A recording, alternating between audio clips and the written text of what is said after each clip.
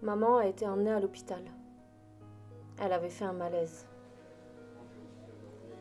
Avec Antonin et Amy, on a attendu d'avoir les résultats pour savoir si elle pouvait rentrer à la maison.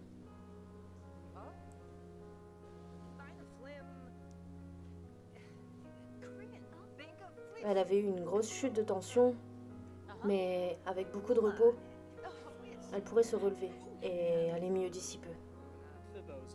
Tous ces traitements l'avaient épuisée.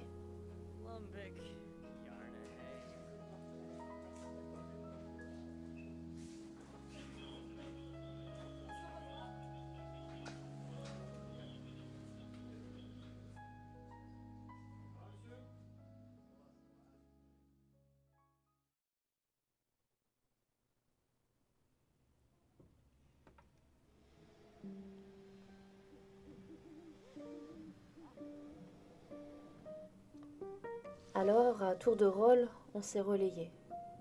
Antonin, Amy et moi-même, pour aller aider maman chez elle.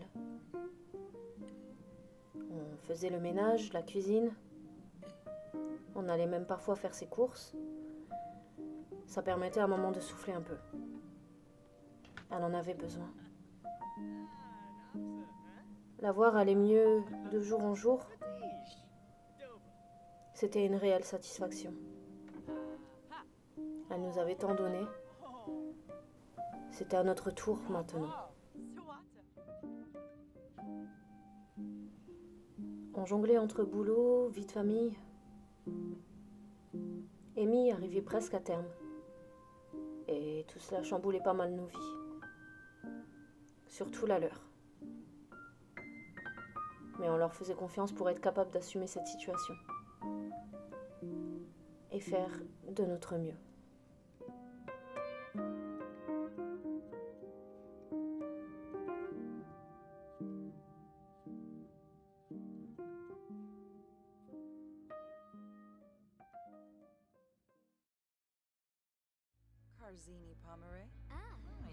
Au dernier résultat d'examen, maman nous a annoncé qu'elle était en rémission.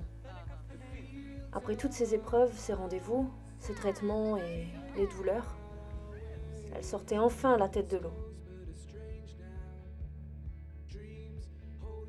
Et en plus de ça, Amy et Antonin avaient eu leur bébé.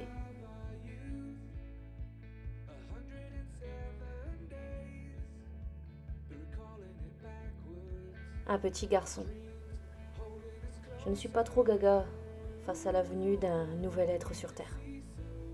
J'étais heureuse pour mon frère et Amy, car ils nous transmettaient leur joie, mais je pense que ce monde est trop cruel, qu'il y a trop d'épreuves pour nous ici. Mais cet événement tombait à pic pour nous réunir tous à nouveau.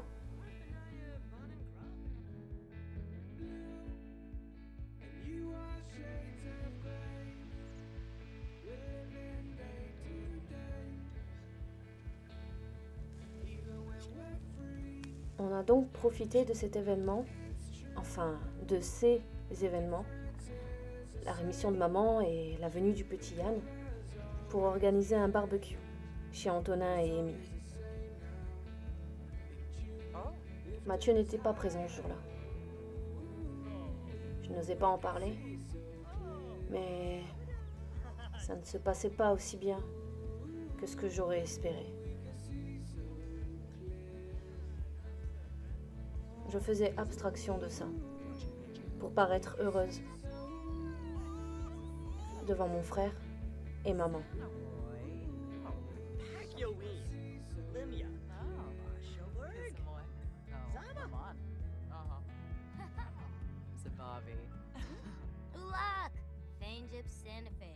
Shomba Falaru, Subao, Plefaya.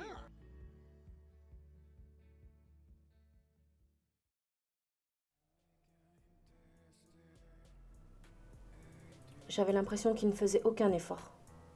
Il était gentil et discret, certes, mais peut-être un peu trop. Lors de la maladie de maman, je ne me suis pas sentie soutenue. C'était dur de faire face à cela sans appui. J'avais l'impression aussi d'être seule dans ce couple. J'ai espéré, j'attendais un changement depuis déjà une année. J'étais amoureuse et à nouveau, j'occultais la réalité.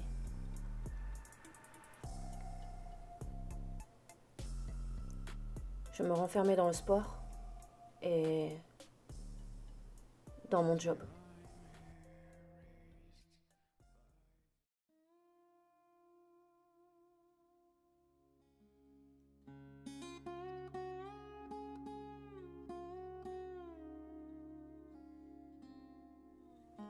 Les problèmes de cœur, ça, je pouvais gérer.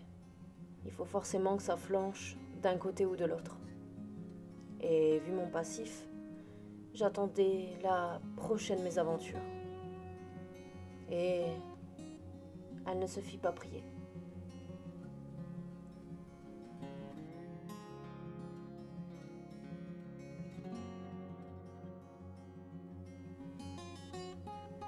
Un soir, en sortant du boulot, j'arrive à hauteur de mon véhicule et... Non, c'est pas vrai!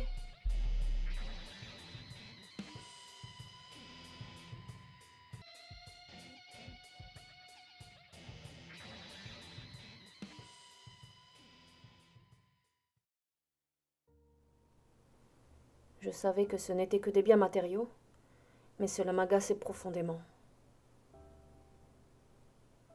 Je n'avais pas de répit. J'appelais maman tous les jours pour savoir si tout allait bien, en espérant qu'elle ne m'annonce pas une énième mauvaise nouvelle, et pour trouver du réconfort. Je ne pouvais lui cacher mon angoisse vis-à-vis de mon couple. Elle l'avait bien senti de toute manière. Malheureusement, chaque jour qui passait était un jour de plus, dans le désespoir et la solitude. Je me sentais une nouvelle fois mal aimée.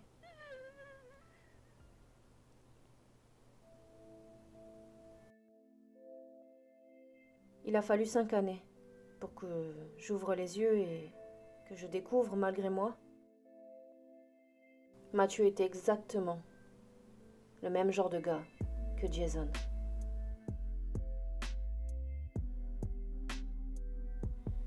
J'ai essayé de trouver des solutions pour être à la hauteur de ses attentes. Je pensais clairement que le problème venait de moi. Je l'aimais et je ne voulais pas, une fois de plus, avoir gâché 5 années de ma vie pour rien.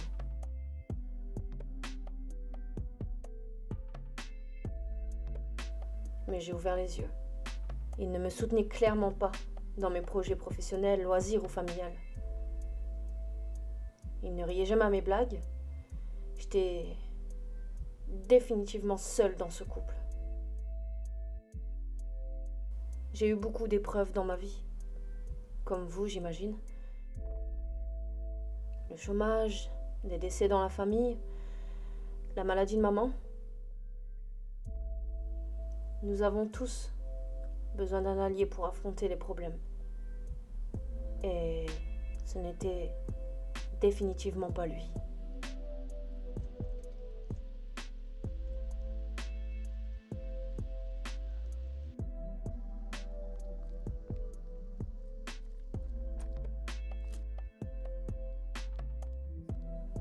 Alors, je me suis réfugiée vers la seule personne qui me comprenait réellement.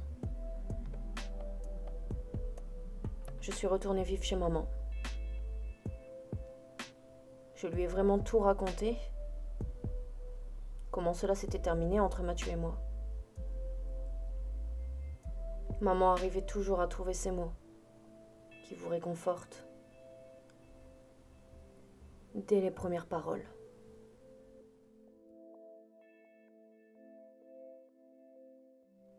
Voilà, c'est la fin de ce 7e épisode. J'espère qu'il t'a plu. Certains des sons qu'on a entendus lors du Machinima viennent de la chaîne de BNY. Je vous mets son lien en barre de description. N'hésite pas à aller le suivre sur sa chaîne YouTube. Son travail est vraiment qualitatif. J'adore ses musiques et ça suit parfaitement avec le Machinima. Je te remercie encore d'avoir accepté cette petite collaboration. Et sur ce les amis, je vous dis à bientôt pour une nouvelle vidéo. Bisous!